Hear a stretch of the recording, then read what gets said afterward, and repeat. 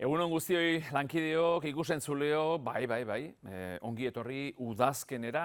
Atzo eztabaida txiki bat izan genuen, giro hau zer den udazkenekoa ala negukoa. Nik ez dut esageratu nahi, Udazkenekoa bai, baina ez udazken hasierakoa, Gaur nolako freskura, gaur goizean barnealdeko leku batzuetan 4-5 gradu, leku gehienetan 10 iritsi ezinik.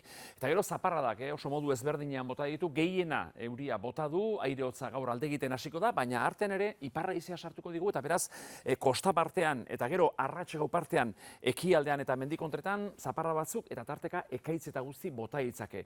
Litrotan ez da ikaragarri izango, baina tokian oraindik ere zaparrada mardulen botako du ipar isurian, Arabaldera, Nafarroa erdialdera tarteka sartuko ditu, haizea bizi ibiliko baita, Ziertzoa, Bagurrina, iparrikutuko haize horrekin, temperaturaz gain sensazio termikoa, da gure gorputzak benetan sentitzen duena, udazkeneko lehenengunean freskura eta galanta. Gasteizen gaur iragarpena dio, 15-etik askoz gorago ez dela joango termometroa, gainerako lekuetan ipar isurian 16-17 eta beroena Tuteran 19 gradukoa, ezta?